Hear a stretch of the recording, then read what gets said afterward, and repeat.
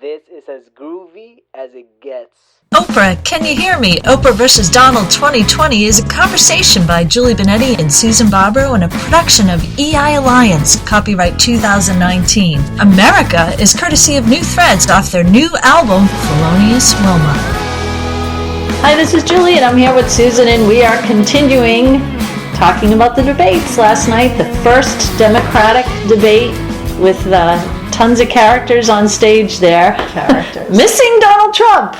Although he was tweeting live from, Air Force One with all the technology up there. And what was his only tweet that I did tell you I went to look? Boring. You know, I have to say, all the conversation about fake news and, all the work that we do where we work on our awareness and we look at energy and we stay present and, we think about things differently. And I just want to add to that, as you're saying that we try to look at things from a different perspective and we try to shut out what everybody on the news, what everybody is telling you, this is what it is. We work to quiet all that down and allow either the energy to speak or get the sense of what's really going on. That's really what we do, which is really hard to do because TV and the news, everything is inundating you. Right, it's always squawking at you. And, I have to say, the pre-shows made me cringe. And I am not one to watch sports and sit there and watch the conversation of the pre-shows. I mean, I'm not one to kind of go into the drama and the blah, blah, blah about stuff. Yet, I had a hard time saying, okay, here are these moderators up here. All of these moderators, and especially the second group that came on, with Rachel Maddow. I mean, here they are making millions of dollars. Why? Off of the news they're telling us about, which mainly is focused on Donald Trump. And so Donald Trump's made them tons of money. Right. Personally. And he's giving them stuff to talk about. Right. Exactly. He creates, it appears as though he creates things that they can jump on and, grab onto the coattails and say, wait a minute, and let's tell everybody. And right. I mean, he creates news for them. They're kind of like, the minute you said that, I got this little vision of the old-time newspaper hawker out in the street. Today's news, get your paper today, look what happened. All he has to do is just give him a little sound bite, and there you go. Well, and I don't watch a lot of these news broadcasters because I just don't have the stomach for it. Yeah. But it's, but you will tell me, oh my God, they're still talking about Russia. Oh my God, they're still talking about, and where's the creativity? Yeah. Where's the really, okay, this is just stating the facts. And if you actually just state and facts is facts is an interesting interpretation. But if you just want to put it out, then what do? There's not enough for a whole news broadcast. Right. So what do you have to do? You have to consistently put in lots of innuendos and, this appears, so it's almost like you're watching people, so here's what's funny, people loved, LA Law and, right. They watch all these different crime shows because when the lawyer gets up, they don't only state facts, but they persuade the jury to think a certain way, and you hear the prosecutor and you hear the defense, and you hear the same facts, right? And then you hear two different stories that take it and manipulate that information around. Right. They're doing the same thing. Right. It's not just a news. It's here it is, and we're going to give you the interpretation that we want you to hear, and that is where it becomes fake news. Right, and actually, in a way, it's kind of bullying and throwing the same thing at you all the time. And if you kind of went the distance last night with what the reporting I did, what the reporting was, and what the commentary was, it was funny. At one point, I texted you, and I knew you didn't know this reference, but I thought, God, no one will even say Donald Trump's name. It's like I'm watching Harry Potter, and no one will say Voldemort. And I knew you didn't get the reference because, you haven't read Harry Potter. But no. I heard one of the commentators say it an hour later, and I thought, either they're listening in my bedroom with the TV on, or, I'm like, wow. So, actually, I wanted to say, things we say ourselves, we can say ourselves. You know what I mean? It's like you don't need the commentator to tell you that, who's getting, $4 million a year or whatever they get. Who cares? It's not about money, but sometimes it is. And, and it's funny because I want to go slide into, say, I saw someone on Twitter last night post, they said they'd offer $100 to the first person who answered in Klingon. Which I thought was hysterical because, in our last podcast, we did the whole Spanish, what was going on with the Spanish conversation. And so, when you take it from what the news is showing us, what the news is telling us, also last night, it was very contrived because those who were on the stage got a certain amount of minutes to speak afterwards to one of the news people. And, they gave a huge amount of time to Elizabeth Warren because she was like the favorite. Right. So they gave her, a commercial break plus, and they gave her a huge amount of time to kind of talk about stuff, which was, really nice. Or is that what they thought people wanted to hear? Who knows? Well, I think it also came down to, I believe that if the news really wants to see Trump defeated, and they look at who is showing up, and of course they want to give more time to the candidates that have a better shot. They're not going to really focus on someone who's alone. I agree. No, yeah. I agree. I'm saying that's what they're doing, and right. So, and when tonight comes on, and you have Bernie Sanders, and you have Joe Biden, and a whole slew of others I don't know. I don't even know any of these people. And it was like, and we had it before we do this. I had to sit down and write everybody's name and like who they are. I mean, I had general ideas, but some of these people I've never heard of. And I wanted to make sure that you stressed that. I wasn't disagreeing with you. I wanted to make sure that you stressed that because actually the news is choosing once again, of course, who we hear more from. And here's the funny thing is, we're fools if we think this is the first time it's ever happened. Right. Ever since they've had debates and they've been covered by the the TV, the news, it has always been that way. I know. Depends on who you see the most, and even by mentioning, like you said, when they had the whole the blackout or the problem with the glitch with the sound. I mean, each time they said Senator Warren. Now we're only a few miles from Parkland. Okay, well, wait, let's start again. We'll stop for a break. Senator Warren, blah blah blah. Stop again.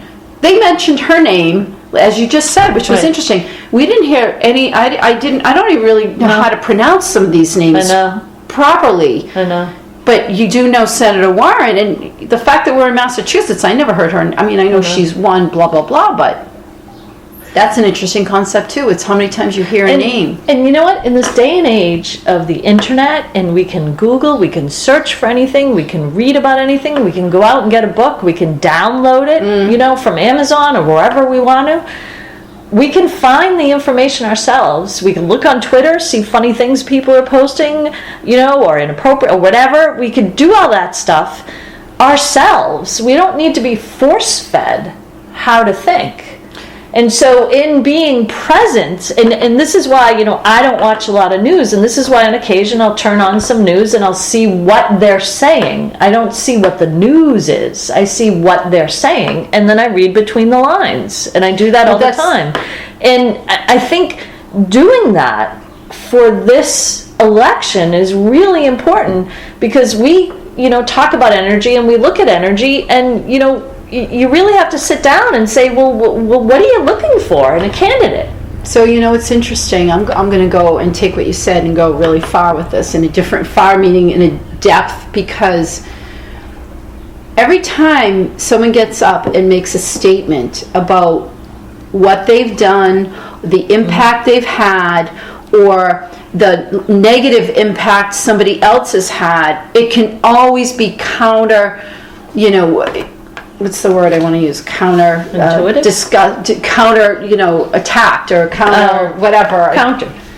By saying that, and I'm trying to get the words because my head is always is already somewhere else, is that you can always take anything. We think it's a fact, and yet someone can give one spin to it and someone else can give another spin to the same thing. Right. So as a person who's not, I'm just going to go to what the guy said in Ohio, because Trump talks about bringing all these jobs back. He's in there and he's talking about this new electric car that all of a sudden went down to Mexico. So to me, I'm like, these are so contradicting statements. How does somebody who's not involved, I don't work in an automobile manufacturer, I don't have family that lives in Ohio, I don't really know much about that part of the country in terms of living there and what the people go through, because I'm on the East Coast. And so when Trump says one thing and someone else says that's the opposite, how does one who is not there make heads or tails of it? And so the average person would say, well, who are you going to believe? You have to believe one or the other. And then even a lot of times they have these fact checkers that take what people say, and even the fact checkers can argue. Right. And I always think about statistics. I took statistics, and the one thing I learned about statistics is that you can say anything you want, and depending on which type of statistic you use, right, you can use it to support your own argument. Right. And so if you think about that, and you think about the voter, where do you go with that? And so for me, I have to just go to the energy of when I look at this. And you see who's being present, who's trying to manipulate you, and who is not. And at the end of the day, we've said this, that whatever anyone says, it only affects you to the point that you believe it. Right. If you believe it, right, it affects you. If you don't believe it, it does not affect you. Right. So then if that's the case, which is, we're going to go into another podcast, who do you choose for a candidate? Right. And I'm not giving an answer, and I'm not giving you my opinion. I'm simply going to, when you quiet down the news, that's all I'm trying to make by this point, is everybody's trying to tell you what to think, how to think. Right. And these candidates support it by just giving you blah, blah, blah, blah, blah. And again, it's like, I'm sorry, going to go here, but it's like vampires. They say when you let a vampire in your house, well, there you go, from that kind of fiction standpoint. When you let the news in, I mean, the news was on. All these people were on my TV, in my room, blabbing away where I'm comfortable. So they're in my comfortable environment. I'm letting all this in, and I am damn well careful in the space between of what I'm hearing and not hearing in what they say. And to have to do all that work to put on the news, to watch the news, is exhausting. Well, to figure out which you're going to allow in and what you're going to believe and what you're not going to believe. Exactly. And, I think, what you said is really important, and we're going to go into it a little bit more in the next podcast about how do you get to that point? Well, I think, how do you choose? How do you even get to choose? I mean, if you really, you think it's really about, it's funny, you think it's about the issues. And we both know, and everybody out there knows, that you can be a president with a certain agenda. And quite frankly, Trump was very clear about his agenda with the wall, and whenever he get in there, didn't do it. So these issues are really, you can go up and say anything you want. Right. And so people think it's the issues, and it's not the issues. Because even if a president goes in and they have an agenda, you still got to get through, Congress, and and you got to. I don't want to say he was going to say manipulate, but you have to negotiate and work with the other people that are there. Right. And you have to be a winner as well. So I think the biggest thing is, the first thing that I would really like for everyone is to just, and we've said this in so many podcasts, is think for yourself. Just because someone gets up and speaks Spanish does not mean that they understand the plight of the immigrants coming in from Mexico. And just because someone gets up and says that they have a family member that's black, and or if you are a black person, does not necessarily mean that you have the understanding of an inner city black person, because they're inner city white people. And if you don't, it does not mean, and everyone paints a picture of who they are and why they can relate better. Right. And I'm not saying that no one, that. And I get disgusted when it's like, show me who you are. Don't tell me. Show me who you are. And, remembering that all of what you just said is persuasion. Exactly. They have a limited amount of time there. So, you know what? I can go on the internet and research your life and look up what you did and what things you voted on or not.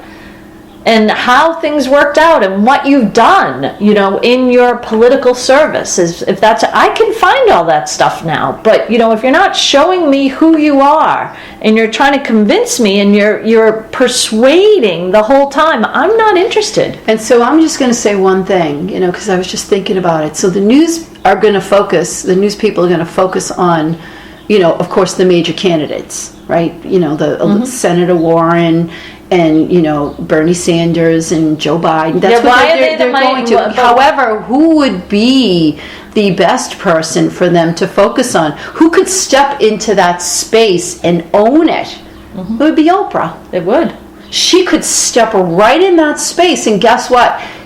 These 20 candidates, because it's 10 last night, 10 tonight, it would be over. Right. It would be Oprah against Trump, and at that point, I think it would be fun. You want entertaining, you want to make money. But not only would it be entertaining and fun, it would, and we've said this on other podcasts, it would raise Donald Trump to a new echelon of, I've got to get my game up. And Oprah would come in as the Oprah that, quote unquote, we all know. And we know Donald Trump. And so in saying that, why would the news take us into something that would make it entertaining and fun for us? Well, I keep thinking, and I've said this to you, if this group of candidates and tonight's group of candidates, that's it. I said it before, I don't even think Trump would show up for a debate. I know. He probably would say, you want me to show up? I bring the ratings, you pay me. He would go you do something. So it would be in the best interest of the news media to encourage Oprah to step into it, because now there's your ratings. Those ratings would go through the roof. They would, and that would mean the news media would have to look at someone else than themselves.